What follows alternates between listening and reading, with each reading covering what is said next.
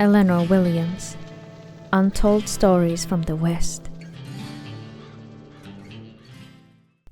Charlotte and I returned to the camp just as the fire had settled into embers. Elizabeth was the first to spot us, rising to her feet fast, eyes narrowing with concern. "We heard shots," she said, already crossing the clearing. "What happened? Where's Cynthia?" Her voice cracked slightly. "Don't tell me She's fine," I said quickly, sliding down from Sora. "She's on her way." Elizabeth paused, hands twitching at her sides like she didn't know what to do with them. "What happened?" she asked again, softer now. Before I could answer, Roman stepped forward, his gaze shifting to Charlotte as she dismounted. "What happened to your face?" he asked, his tone quiet but direct. Charlotte didn't answer. She looked worn, more shaken than hurt. Her shoulders were drawn in tight, like she hadn't quite come back to herself yet. "She just needs a minute," I said. "Do we still have hot water?" Elizabeth gave a slow nod. "Yeah, in the kettle. Could you bring some to Charlotte's tent? And a rag." Elizabeth blinked, trying to piece together from the outside. "Eleanor, what happened in Blackwater?" I met her eyes. "Not now," I said. "Please." There was a pause, then she nodded again, more firmly this time. "All right, I'll get it." I took Charlotte's hand and led her gently across the clearing, past the quiet tents and the low flicker of the fire. The questions would wait. Whatever the rest of them thought they heard out there, they could wonder for a little while longer. I wrapped my arm protectively around Charlotte's trembling shoulders as I continued to guide her to her tent. The wind carried a biting chill, but Charlotte's skin was hot to the touch, flushed with the aftermath of fear and anger. Inside the tent, the lantern's soft glow threw warm light on Charlotte's tear-streaked face. I gently lowered her onto the cot, her breath coming in ragged gasps. She winced as she moved, her hand flying to the red mark blooming on her cheek. "Is it okay for me to remove your shirt, Charlotte? I will only clean you up a little bit," I asked her as I stood in front of her. She stayed silent for a couple of seconds and then nodded. "Here's the water and the rag," Elizabeth called outside the tent, casting a shadow to the curtain. I looked in her direction. "You can leave it there." I went to fetch the water bucket and rag, took Charlotte's shirt off, soaked the rag in its warmth, and started cleaning her face. I bent over towards Charlotte. I began to clean her face, the rag moving gently over her swollen cheek. Her eyes, usually so bright and full of mischief, were wide and glassy with shock. I swallowed hard, trying to push down the lump in my throat.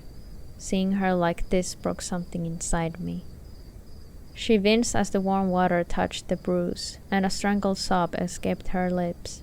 "I couldn't fight them off, Eleanor," she whispered, her voice cracking. "I tried, but I couldn't." "Shh, it's not your fault," I said, my own voice trembling. "Those pastors paid for what they did to you." Charlotte flinched at my words, and I cursed myself silently for my harshness. I softened my tone, dabbing at the blood on her lower lip. "You're safe now. I won't let anything happen to you." The tent flap rustled as the wind picked up, but inside it was just the two of us, a fragile bubble of warmth and care in a cold, indifferent night. I cleaned her arms next, wiping away dirt and smudges of blood. Every time I touched a new bruise or scratch, I felt a fresh wave of rage and helplessness. How could anyone do this to her? "Thank you," she whispered, her voice barely audible. Her eyes met mine, and for a moment, I saw a flicker of the old Charlotte, the innocent, silly girl who had been the joy in my life. "Don't thank me," I said, forcing a smile. "Just rest. We'll get through this together." I stayed with her, my hand resting lightly on her arm, offering what little comfort I could. We sat in silence, the weight of the night's events pressing down on us. Cynthia would be back soon, and then we would figure out what to do next. But for now, all that mattered was that Charlotte knew she wasn't alone. After staying with her for a while, I stood up and started making my way to the tent's opening when I heard a soft whisper. "Eleanor?" Could you stay until I fall asleep? I turned and saw Charlotte laying in her bed, her eyes wide and pleading. Of course, I replied, my voice gentle. I walked over and settled into the chair next to her bed, reaching out to hold her hand. As I waited for her to fall asleep, I watched her breathing slow and her eyes flutter shut. The tension in her face eased, and I knew she had drifted off. I quietly rose from the chair and tiptoed out of the tent, the night air cool against my skin.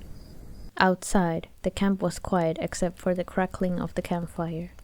I spotted Elizabeth and Roman sitting by the flames, their faces illuminated by the warm glow. I walked over and sat down beside Elizabeth. Elizabeth looked up and gave me a small nod. "How is she?"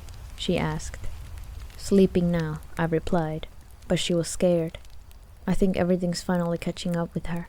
I paused, then took a deep breath. I wanted to talk to you about what happened earlier. Elizabeth's expression turned serious, her gaze sharp as it flicked briefly to Roman, who sat quietly across the fire, his attention fixed on me. "I'm listening," she said, her voice steady and deliberate. I began to recount the events of the day, the danger we faced, and how my mother had bravely intervened. Elizabeth listened intently, her eyes never leaving mine.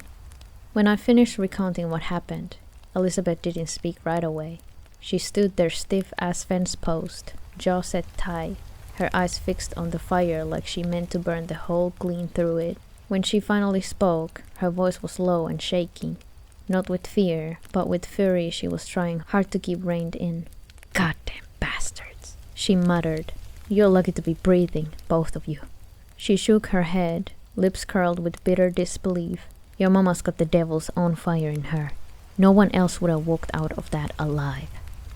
There was something near awe in her tone, buried under the anger, but then her gaze slid to me, sharp and unflinching. "And you, Eleanor? You've been carrying all of us like a damn pack mule. Since when did you decide you had to hold up the whole world?" The question struck deeper than I expected. I turned my head, eyes settling on the canvas outline of the tent where Charlotte lay. Her face was still clear in my mind, drained of color, eyes glassy with shock. I swallowed hard. "I don't hardly know how to stop," I said quietly. "Ain't never had much choice but to keep going." Elizabeth leaned closer. "That's the thing, though. You have a choice now. You ain't alone out here. Not unless you choose to be." She reached for my hand, not soft but steady, like she meant it. "You can't ride a horse on a busted leg, Eleanor," she said. "And you sure as hell can't lead if you're too damn tired to stand. Let someone carry a little of it. Let me." Before I could find the words, Roman's voice came from the edge of the firelight. "She's right," he said, his voice deep and even, like the kind of quiet you hear before a storm breaks. "Strength ain't just in the holding. It's in knowing when to let go." Elizabeth glanced his way, her jaw tightening. "Didn't ask for your sermon, preacher." He ignored her jab, eyes still on me.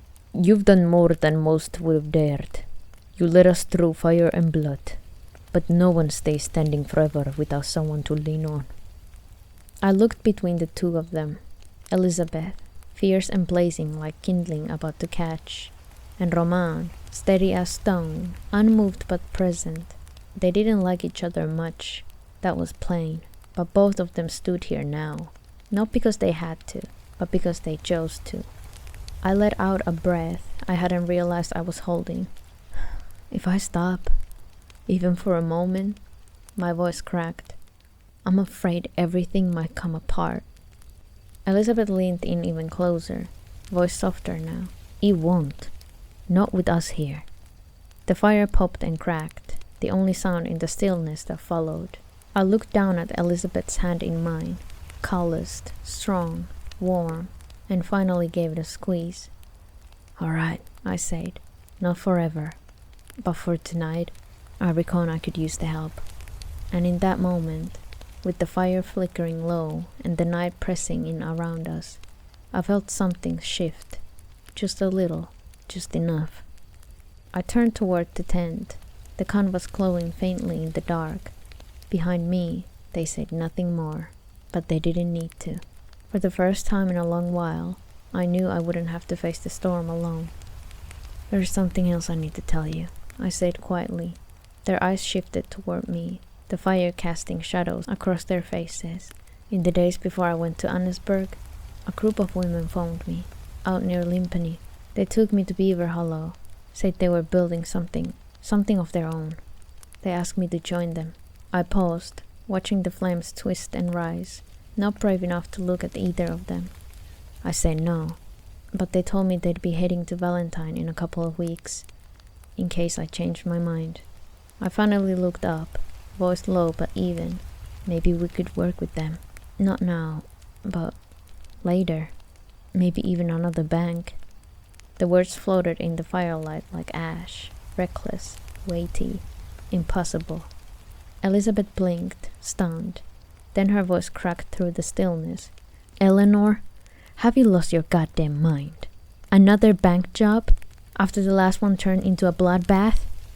Roman sat back, mouth parting slightly, the fire catching in his eyes. He didn't say anything, didn't need to. I dragged a hand down my face, warm from the day and the truth. I know how it sounds, but we need the money. I promised all of you we'd have more than this, more than just scrapping by, hiding in the dirt. We deserve better. Elizabeth's eyes narrowed, her voice like flint. It's not the time. You're hurt. Charlotte's shaken. Cynthia's still out there. I know you're trying to lead, but from now on, we make decisions together. All of us. No more carrying this alone, not when the cost is this high. I nodded slowly. Her words settled somewhere deep, too heavy to ignore. I'd been holding everything so tightly for so long, afraid it would all fall apart if I let go. But she was right. I wasn't steel. I was bone and breath and grief. You're right, I said, words rough but real. I can't do this alone anymore. Elizabeth looked past me, towards the dark edge of the camp, where the trees swallowed the night. Her jaw tensed. I hate waiting. Cynthia's still out there, and I keep thinking maybe I should go. No. The word came too sharp. I softened. Nobody leaves. Not tonight. She'll come back. She has to. Elizabeth held my gaze for a beat longer, then exhaled, slow, unwilling. I just hope she knows what she's doing. The fire popped, a sharp crack breaking the silence.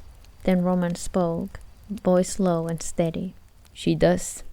Cynthia's like you, Eleanor. She doesn't stop until the people she loves are safe. His voice settled into a quiet like falling ash, but before I could even open my mouth, Elizabeth let out a short, sharp breath, half scoff, half laugh, bitter at the edges. You don't know a damn thing about Cynthia, she said flatly, turning her eyes on him. You've spoken what? 3 words to her since you joined? Don't pretend you know her heart just 'cause you saw her skin an animal once. Roman didn't flinch, with the same calm he always wore, unmoved like worn-out stone. I don't have to know her well, he said, quiet but firm. I've seen enough to understand what kind of woman don't run from fire, but walks through it for someone else. Elizabeth looked like she had more to say, maybe something sharp, something that would bite, but she clamped her jaw shut and turned her face back to the flames. The silence returned, thicker than before, but not cold, not empty. I didn't say anything. I couldn't. His words, her anger, it all settled over me like a too heavy coat. Still, I found myself brushing my fingers against Elizabeth's hand. She didn't pull away. Her grip was strong, steady, grounding. Across the fire, Roman said nothing more, but I felt him there, silent, yes, but not distant. He didn't need to speak to hold space. He just did. I gave Elizabeth's hand a gentle squeeze, then stood. The fire crackled behind me as I turned toward the tent. The canvas glowing faintly in the dark like something waiting, something not quite safe, but ours. I'm going to check up on Charlotte, I said quietly. I crossed the clearing, the grass damp beneath my boots, and lifted the flap with care. The air inside was still and warm, thick with the faint scent of sweat, bandages, and earthy palm someone had used to ease her wounds. My eyes adjusted slowly, but there she was, breathing, barely stirring, curled beneath the thin blanket like something fragile trying to mend. I knelt beside her cot and eased myself down to sit. The ground was cold, but I didn't care. I just needed to be near her. Reaching out, I brushed a stray lock of hair from her cheek and whispered, "I'm here." Then I stayed, keeping watch in the silence, my hand resting lightly on the edge of the blanket, as if touch alone could keep her tethered to the world, to us, to me. Meanwhile, Cynthia tore across the open land, her horse thundering beneath her like a storm barely contained. Dust and shadows blurred into streaks around her. No rock, no bramble, no gnarled shrub could slow them. Her heart pounded so violently it felt like it might shatter through her ribs. Every rustle in the wind, every shifting shadow made her head snap, left, right, behind. She couldn't shake the feeling that danger still clung to her heels. Then the world tilted. Sound dulled to murmur, replaced by sharp, insistent ringing in her ears. Her vision wavered, color smeared, edges bled, and sudden wave of dizziness cloved at her, threatening to pitch her from the saddle. She slumped forward, her hands fumbling the reins, clutching the saddle horn with all she had left. "You know the way," she breathed to the horse through clenching teeth. "I won't let go. Just get us there." The reins slipped from her fingers. The horse tossed its head in protest, unsettled by the sudden freedom, but its pace steadied. Somehow, through instinct or trust or desperation, it kept true. Cynthia blinked through the blur and faint glow of firelight breaking through the dark like a beacon. They were close. She laid a trembling hand on the horse's neck. "Good girl," she whispered. "I knew you'd get us here." The camp came into view, flickering and distant like a dream. Voices soft. Instinct drifted to her ears as she dismounted with unsteady legs. Her knees buckled under her weight, and she leaned heavily against the horse, barely upright, her body trembling with exhaustion. "You're a speedy one, aren't you?" she muttered with a tired smile, brushing the horse's mane. A firm slap on her back startled her. "Not a bad for an old lady," came Elizabeth's voice, cutting clean through the haze. "Eleanor told me what you did." Cynthia turned to her, eyes hollow but burning beneath. "They don't know what I did." Elizabeth raised an eyebrow. "You saved that girl, didn't you?" Cynthia stepped past her, then paused. Her voice was low, quiet, but unshakable. "I saved my daughter, and now I know there is nothing I won't do to keep her safe. Anyone she loves, anyone she holds dear, I'll protect them, even if it costs me everything." Elizabeth's voice dropped, quiet but heavy. "Even if it means she loses you?" Cynthia met her eyes, and for a heartbeat she looked ancient, carved from pain, duty, and maternal fury. "Yes, because I'd rather she grieve me than bury another person she loves. If that's the choice, I make it every time." Elizabeth's expression softened, the edge in her voice giving way to something steadier, almost protective. "She loves you, you know. Probably more than just about anyone. So don't go selling yourself short. And don't start talking like you're on your own in this. We look out for each other now. The world's too damn cruel for anything less." Cynthia looked toward the campfire, where figures flickered in and out of the shifting light. Her chest tightened. "Speaking of, where is Eleanor and Charlotte?" she asked, her voice lower now, threaded with something raw. Roman, quiet until then, lifted his gaze from the flames. "They're in Charlotte's tent," he said gently. "Both of them. As okay as they can be." Cynthia exhaled, some of the tension in her shoulders loosening, but not all. She nodded, slow, and stared into the darkness beyond the camp. "Good," she murmured. "That's good." I stirred before dawn, stiff from the hard crumb beside Charlotte's bed. For a moment, I couldn't remember where I was. Then the pain in my ribs hit me like a punch, and it all came rushing back. The alleyway, the fear, the rage. I winced as I sat up slowly, careful not to wake her. Charlotte still slept, her chest rising and falling in steady rhythm, peaceful for now. I watched her breathe, just needing to see it with my own eyes. After everything, that quiet proof of life was something holy. Finally I slipped outside, the morning air sharp and damp against my skin. Mist clung to the grass, and the sky had just started to soften with the first hints of grey-blue light. I made my way to my mother's tent and called to her gently. She was already up, crouched beside her supplies. When she saw me, her brow furrowed with concern, but she didn't say anything right away.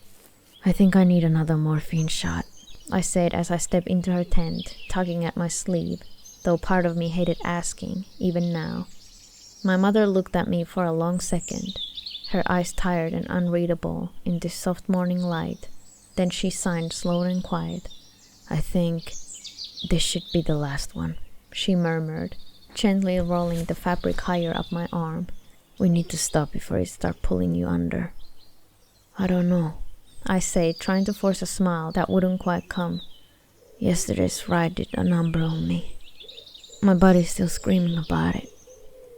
"You've been on morphine for nearly a week," she said softly. "Anymore, and it's not about the pain anymore. It's about needing to feel nothing." There was no judgment in her voice, just weariness, not just from sleepless nights or aching joints, but from fear, from watching too many people bleed out in front of her, from knowing she couldn't lose me too, not in the slow, quiet way this drug could take me. She readied the syringe with steady hands, but I could see it in the tightness of her jaw. She hated this part, hated that this was what care had become, a desperate act of survival in a world we no longer trusted. When the needle slid in, I barely flinched. The sting had become almost comforting, which terrified me more than the pain ever could. For a few moments, neither of us spoke. I could hear birds starting up in trees, the slow rustle of wind moving through the underbrush. A new day was creeping in, quiet and uncertain. The morphine sank in slow, like a warm water filling my limbs. I flexed my fingers a little and let my arm falling into my lap. My mother stayed crouched in front of me, eyes shadowed and unreadable. She hasn't said a word since giving me a shot. Neither had I. But it was there, the coil between us, thick as smoke. The alley, the blood, the way Charlotte had screamed, the way she'd gone silent after. The way my mother didn't hesitate. I stared at the dirt between my boots and finally said, "I still see it." She didn't even ask. "I keep hearing Charlotte's voice, that noise she made when they, and the look on your face when you stared at the man." I looked up. "You didn't even blink." Mother's jaw tightened, but she didn't flinch. "Would it be better if I had?" "No," I said, too fast, too honest. "No, it wouldn't." She nodded slowly. I pulled in a breath, shaky at the edges. I keep trying to figure out what I should have done differently. If I'd just keep my mouth shut about the damn chocolate. If I'd just gotten there fast or yelled louder or...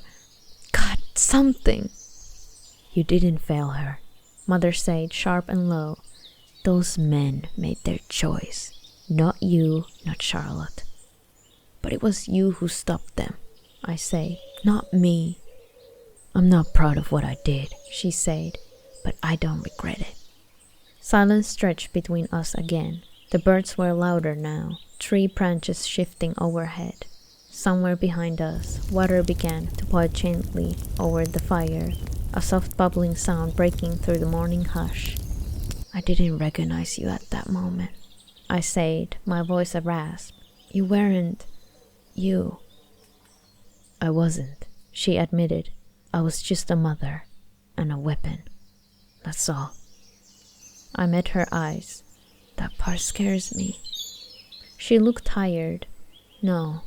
Hello. It scares me too." There was something in her hands, a tremble she was trying to hide. She kept them clenched at her sides, like they were still wrapped around the grip of that rifle. "I didn't think," she said after a long moment. "I saw what they were doing, what they would do. And I knew there wouldn't be time for anything but the worst. So I did what I could to make it not happen." I swallowed. "I keep wondering if Charlotte's going to remember you like that, covered in blood, with smoke still curling from the barrel." "I wonder that too," she said. My voice cracked. "I don't want her to remember any of it." Mother sat down beside me, close but not touching. "You remember what she said before she fell asleep last night?" I looked up. For a second, I thought about pretending I didn't. But there was no use in that. I nodded. "She asked me to stay, just until she drifted off." My mother didn't say anything, just let out a breath through her nose. "She said my name like it meant safety," I went on. "Like if I just stayed, nothing bad could get to her." "You gave her that," she said, barely above a whisper. "Even after everything. That's something, Eleanor."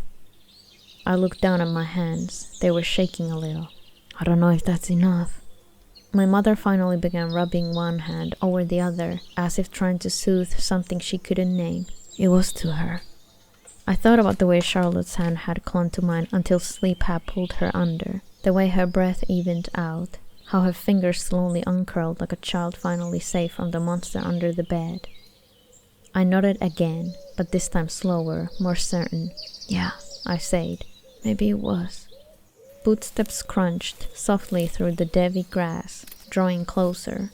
I didn't have to look to know who it was. Elizabeth's stride was always deliberate, like she didn't care if you heard her coming.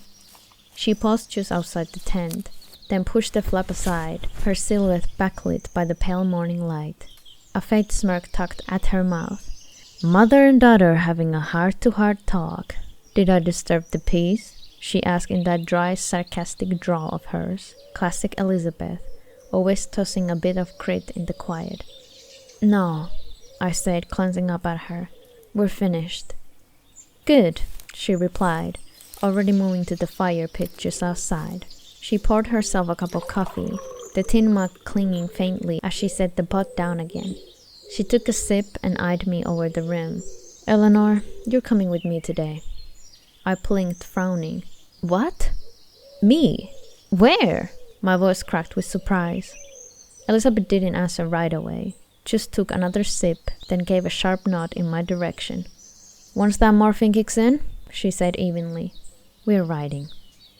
I stared at her for a beat, waiting for punchline. It didn't come. Of course it didn't. "But where?" I asked, a hint of irritation slipping into my voice as I walked toward the campfire. "You'll see," Elizabeth said with a grin. "Don't ask too many questions. You might ruin the surprise." Oh, how I love surprises, especially after the week we've had, I thought bitterly, kneeling to pour myself a cup of coffee. I took a sip, then added, "I don't want to leave Charlotte alone." Elizabeth clenched toward Cynthia. "She won't be. She's got her guardian angel here, Cripps, and the Mexican." Cynthia gave the smallest of nods. Her eyes locked onto the fire like it might flicker out of if she looked away. That tension hadn't left her since she rode into camp. I couldn't blame her. I let out a breath and stood, brushing my hands on my shirt. "Fine, let's get this over with." Elizabeth smiled like she'd already won a bet. "Good. Saddle up." The morning haze had mostly lifted by the time we reached Limpany. The sun hung pale and high above the hills, and the air shimmered with heat that hadn't yet settled. We came in from the riverside, where the reeds leaned toward the slow-moving water and the ground turned dry and cracked. We left the horses hitched to a dead tree beside the general store and walked the rest of the way in. The dirt underfoot was brittle, more dust than soil, and the faint smell of smoke still clung to it, old but not forgotten. Limpany crouched ahead in the raw light, blackened timbers, collapsed porches, hollow ribs of houses long dead. No bodies, no birds, just silence, the kind that made the air feel thin. Elizabeth walked ahead of me, her boots crouching over broken glass. She didn't say anything at first, Neither did I. There wasn't much left to say to a place like this. Look, she said finally, pointing skyward. High above, an eagle drifted in lazy circles, gliding effortless on a warm current, its wings stretched wide, commanding, unbothered, free. Remember that night around the fire? She asked, when Charlotte asked what animal we'd want to be after we died. I nodded, my voice catching a little. Yeah, I remember. You said a horse, a wild one. You said a bear. So I could tear you all apart. She grinned, then sobered. Your grandpa said eagle. I'd keep an eye out for the deer and the horse, he told us, then added, but seriously, I'd die for the both of you. I swallowed hard. He wasn't lying. Elizabeth turned her head toward me. I miss that old fool. At times he felt like my own grandfather. I looked out towards the hills where the explosion had sounded that day. I never saw him die, but I felt it. The air had gone still, like the world forgot to breathe. I wonder if he was afraid, I said quietly. Elizabeth shook her head. He wasn't. My daddy died with his gun in his hand. It don't make it easier, but it helps to know they chose how they went out. That matters, Eleanor. Silence settled between us, heavy but not hollow. I looked back at the eagle, still circling, still watching. I hope he's up there, I murmured, keeping an eye out. Elizabeth nudged my shoulder gently. You know damn well he is. We stood like that for a while, just the two of us, the wreckage of what we'd done and the sky. Then she said softly, and Charlotte, she chose to be a sheep, gentle, watchful, a soul that needs protecting. I nodded, and my mother, she said she'd be a deer, quiet, steady, always running towards something better, even if she's always looking over her shoulder. Elizabeth's gaze softened, fits her well. We moved deeper into what was left of the town. The road cracked and littered with scraps of glass and rusted nails. To our right stood the general store, its front bowed in on itself. Beside it, the Sawdust Tavern leaned crooked but still standing. On the other side sat the saloon, half its wall gone.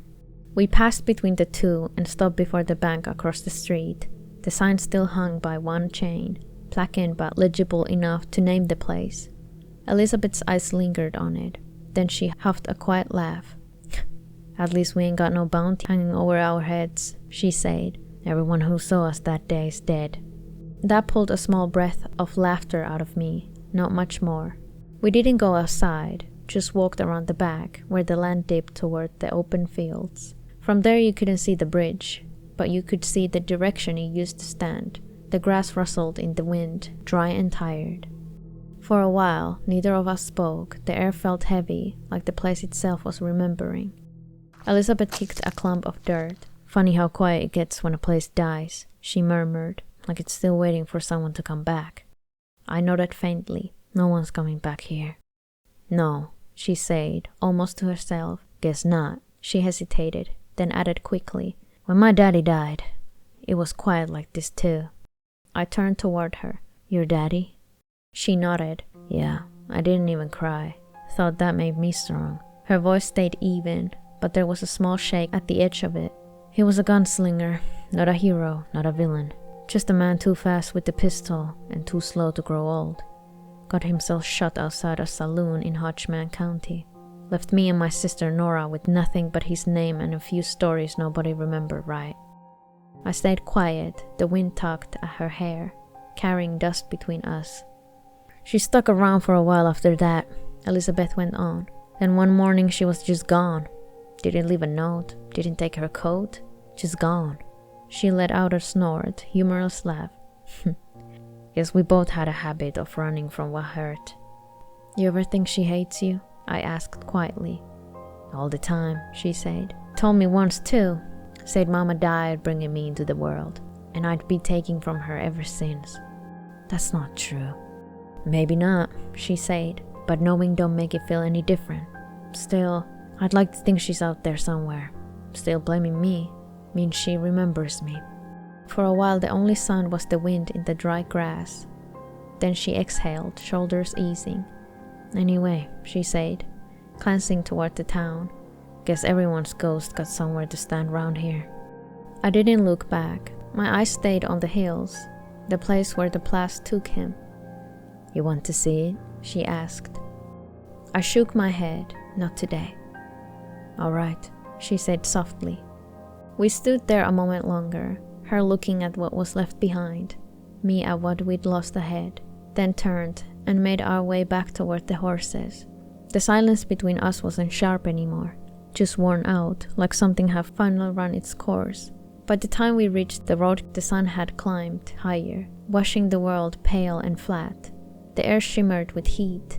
Elizabeth brushed the dust from her sleeves, then spoke without looking over. She ever talk about dreams? I glanced at her. Charlotte, she said, ever say what she wants after all this? A small smile tugged at me. Yeah, she wants to see snow. Elizabeth's brow rose. Snow?